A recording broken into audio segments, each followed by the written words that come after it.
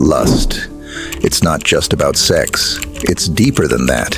It hides in corners of our hearts we often don't even see. And sometimes it's more dangerous because it looks so normal. The Bible talks about many kinds of lust. Not all are loud or obvious, but each one slowly pulls us away from God's presence, away from His peace.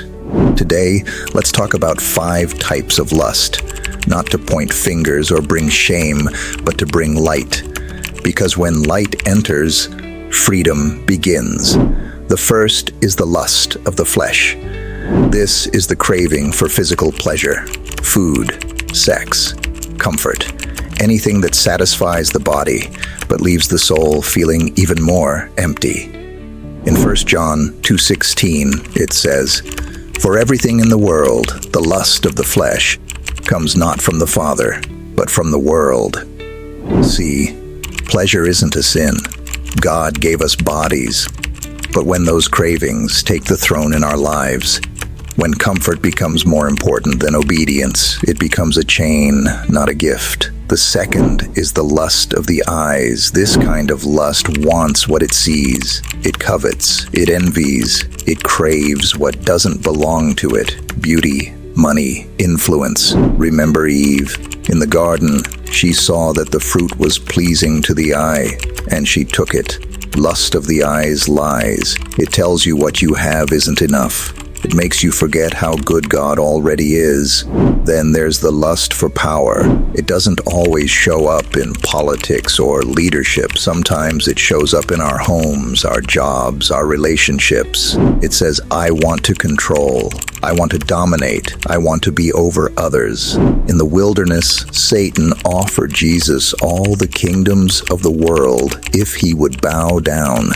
But Jesus didn't come to rule through fear. He came to serve through love.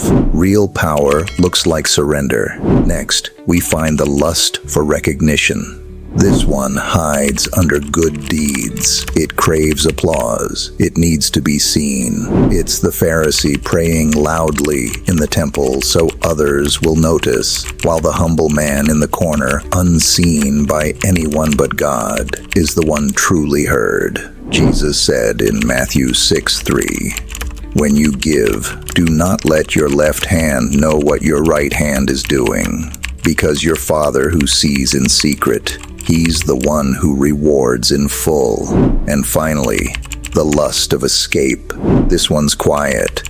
It doesn't shout. It hides in binge-watching, endless scrolling, addictions, distractions, the things we run to so we don't have to feel what's broken inside. It's the man staring out over the sea, empty. The woman lying beneath the fig tree, distant. But Jesus doesn't shame the one who escapes. He invites them home. He touches the weary. He calls back the numb. He whispers, "Come to me, and I will give you rest." Friend, the truth is, we've all struggled with lust in one form or another. Some of us still do.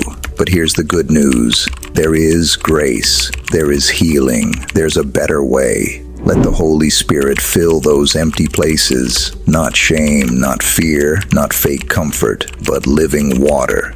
Jesus knows the weight of temptation. He walked through it, and He overcame it for you. You're not too far gone. You're not too broken. Freedom is real, and it begins with surrender. Let go of the things that keep you bound, and let Jesus hold your heart again. Lust loses its grip when love takes its place. You don't have to fight alone. He's already made a way. Just walk into the light.